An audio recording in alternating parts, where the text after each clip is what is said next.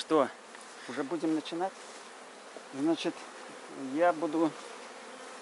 принял решение открыть свой канал и поделиться с пчеловодами своими практическими наработками, своей работой на пасеке, по своей технологии.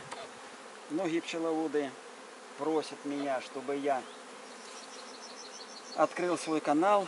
Ну, наконец-то я собрался. Ну, попытаюсь, во всяком случае, попытаюсь работать, попытаюсь почаще снимать видео из своей практики. Вот, значит, эта пасека уже готова к медосбору. Сегодня 8 июля. Она работает активно. Погода у нас несколько дней ветреная, переменная облачность. Иногда дождь, иногда дождик. Может, обойдем туда? Иногда дождик. Вот, работают пчелы и с отводкой. Вторые отводки стоят. У меня на втором этаже здесь 2 магазина. А это основная семья, там работает маточка. Здесь маточки нет. В отводке убрана маточка, и специальная подготовка была отводка. И только после этого ставится отводок. Многие пчеловоды спрашивают, почему вот такая сборка улья. Ну, это моя технология. Поэтому все, что я делаю, все это по моей технологии. И не традиционно это. И связано это с тем, что я ориентируюсь на главный взяток. В основном у нас медоносы основные и хороший взяток именно в июле. Вот в июле считается и главный взяток. Некоторые пчеловоды готовятся к майским взятокам. Где-то рапс, где-то весенние медоносы, ива, сады. И если это есть возможность, то это оправдано и можно получить неплохие медосборы. Но в нашей местности чаще всего май месяц, он такой, ну, сказать, как тут правильно сказать, он не всегда постоянный в плане хорошей погоды. И в начале своего пчеловодства я, как все пчеловоды, пытался взять мед в мае, но понял, что лучше ориентироваться на главный взяток. А май месяц заняться подготовкой семей пчел к главному взятку, то есть к июлю. У меня получается, вот остались у меня семьи, я не готовил такие семьи, потому что здесь вывелась молоденькая матка, и здесь молоденькая матка. Семья неплохая, я ее оставил эту семью отводок в зиму пойдет, и основная семья. Поставил им по магазину, потом через некоторое время еще по магазину поставлю. Вот что получается. Основная семья у меня стояла. В начале мая я делаю отводок на старую матку. А здесь спустя 8-9 дней ставлю маточник. Маточник ставлю от хорошей семьи. И маточка выходит, облетывается, и молодая маточка работает в основной семье. Здесь отводок развивается, и где-то числа 15 июня довольно семья получается уже сильная, где-то 8 рамок расплода. Вот в это время я ищу маточку, ну здесь старая маточка, прошлогодняя, ищу маточку, заключаю ее в клеточку, и она еще сидит 8 дней в этой клеточке. Сам расплод весь получается закрытый, то есть открытого расплода уже нет. И спустя 8-9 дней маточку убираю и потом уже на основную семью. А там работает маточка молоденькая уже. Ставлю это, если 15-го, еще там, ну, прикинем 10 дней, там 24-25 июня. Вот. Ставлю 2 магазина и наверх этот отводок без маточки. Вот. И где расплод весь закрыт. Вот. И все семьи так подготовлены. Внизу молодая маточка. Внизу молодая маточка. 2 магазина и отводок без матки с закрытым расплодом. Ну, сами понимаете, если будет закрытый расплод, значит, пчелы будут выходить, они будут пчелы заносить в эти ячейки мед. Значит, ну, основное, что я хочу здесь из всего сказанного подчеркнуть, что моя технология именно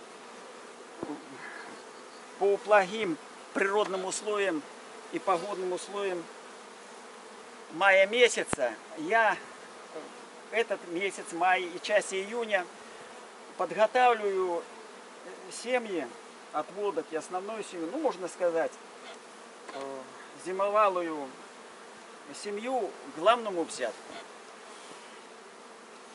Вот это основа технологии. Ну, и улей я изменил. Конструкцию рамки и конструкцию улья изменил. Ну, может, это я скажу в другой раз. Сейчас мы, сегодня 8 июля, ну, попытаемся посмотреть, что там у нас в магазинах, в корпусах. Так.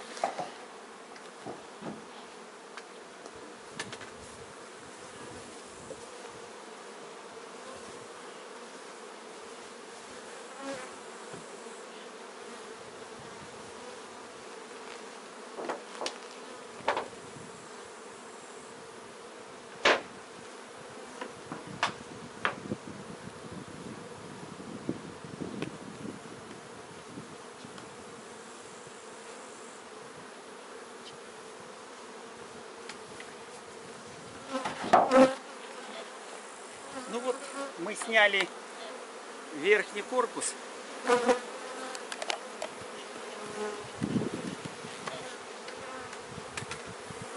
Снимем решетку. Вот многие пчеловоды спрашивают, а почему решетка не под нижним магазином, а именно наверху магазинов перед отводком, перед корпусом отводка. Дело в том, что чтобы маточка не перешла нам сюда, в этот корпус, ложится решетка. Но ее нельзя ложить внизу, потому что мы ухудшаем условия медосбора в эти магазины пчел из нижнего корпуса. Пчелы из верхнего корпуса, они через решетку спокойно переходят, особенно молодые. Их семья хорошо принимает, они помогают маточке, помогают собирать мед. Старые пчелы, которые там, они работают только на свой верхний корпус и работают в этот литок, свой литок. Нижние пчелы работают в литок нижний. И у нас получается, пчелы работают по всем корпусам. И верхний работает, мед носит, и магазины мед носит, и в нижнем расплод, там работает маточка. То есть вся конструкция работает на медосбор. И в этот короткий период, июль месяц, а бывают и дождливые дни, они интенсивно в короткий промежуток времени, вот сегодня хорошая погода, они очень активно работают. И медосбор очень высокий за сегодняшний день будет. Значит, что мы имеем? Вот второй корпус. Если поднять рамку из второго корпуса, осторожно. Вот она, посмотрите, она залита медом. Сказать, что она побелена, нет. Потому что вы увидите, нижний корпус они более активно осваивают. Ну, хотя и тут видно, немножко уже начинают белить. Но главное, что нектаром, вот он даже капает. Нет места уже, куда собирать пчелам, понимаете? Значит, что? Вот, что не возьмешь рамку, она залита. Значит, что нужно сделать? Нужно здесь откачивать. А как откачать мед, если он не закрыт? Смотрим магазин нижний. Этот магазин мы снимем. Смотрим этот магазин. Если здесь запечатан мед, значит его нужно убрать, откачать и поставить уже откачанные на место рамки. Вот посмотрите. Уже чуть-чуть осталось запечатать.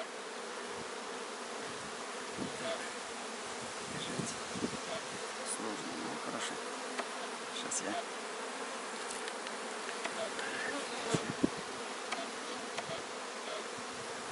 Посмотрите. Нужно откачивать этот мед. Уже можно откачать. Уже тут 70% запечатано, и он не капает. Поэтому можно отбирать этот мед, уже запечатан. Он зрелый, хороший мед. И ставить сюда в сушь. Уже откачанные эти рамки назад. И медосбор увеличится. Потому что пчелам нужно работать, чтобы открыты были пустые соты. Ну что, надо поставить. Давайте поставим. Ну, надо иметь в виду, что сегодня 8 июля. Еще время есть, чтобы работать, и медосбор идет активный. Поэтому надо это учитывать. Я это учитываю. Вынимаю рамки. Вот будем, может, завтра, может, послезавтра снимать корпуса, откачивать. Так, в нашем здесь мы высоковато поставили, ничего страшного. Как ты показывай. Немножко откроем. Смотрите, прополисом тут запрополисуют немножко. Дадим им. Даже пчелы на нас внимания не обращают, очень заняты. Медосбор хороший. Так, вот возьмем, сейчас прокомментирую, вот рамочку вытянем какую-нибудь. Немножко поднимем.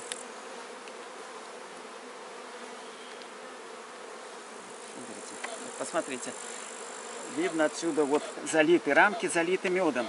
Понимаете, залиты медом рамки. То есть даже здесь негде складывать. Вот возьмем.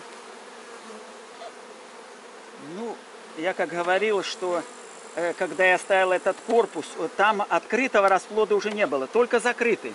Вот здесь даже уже и запечатан. Но все ячейки залиты нектаром, медом.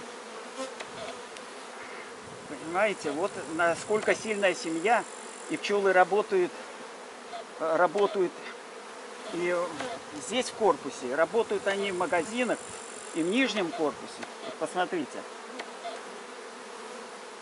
Вот. И уже печатают. К концу июля это все будет запечатано. А мы откачиваем мед где-то, ну, почти не раньше, чем 14 августа. То есть, когда медовый спас, как раньше говорили, мед откачивать после медового спаса. Ну, где-то мы, вот, а здесь крайние рамки, посмотрите. Уже печатают. Ну, вот любую рамку взять. Дальше перейдем. Вот, любую рамку, посмотрите, а здесь еще больше запечатано. То есть они уже запечатывают, мед залит, им делать нечего, они начинают печатать. Поэтому срочно надо откачивать мед из магазина. Вот, смотрите, и тут все залито, начинают печатать. Значит, преимущество моей технологии, вот в чем преимущество, что я к июлю месяца готовлю почти весь сезон.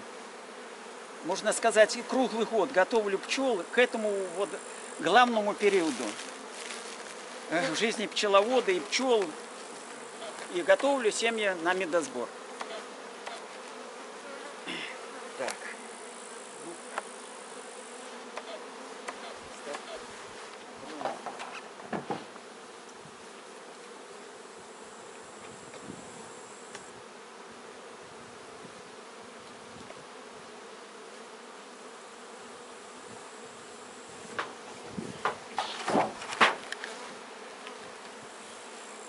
Так, ну вот такое приспособление. Могут меня упрекнуть в том, чтобы я применял API-лифт. Ну правильно, одному можно было бы легче, но если мне помогает там дома зяти, сыновья, то нам проще снять. Быстро это все получается, переходы одному. Ну, если одному, то буду пользоваться API-лифтом. Так, ну что в заключение сказать еще? Что каждый пчеловод должен, ну, как-то для себя решить в своих местных условиях, как подготовить пчел к главному взятку. У каждой местности есть определенный какой-то сильный медосбор, он будет называться главным взятком. Если это весной, значит, надо к весеннему взятку готовить, но это сложно. А если это главный взяток, вот как у меня в июле месяце, начинается июль и часть августа, то значит надо готовить семьи и апрель, май, июнь готовить к главному взятку. Я решил для себя именно вот таким способом. Моя технология известна, и в журнале написано, и есть ролик на ютубе о моей технологии, можете поинтересоваться. Ну, в принципе, мы будем дальше, я буду дальше выкладывать свои вот, практические наработки. Ну, буду с вами делиться. У меня все.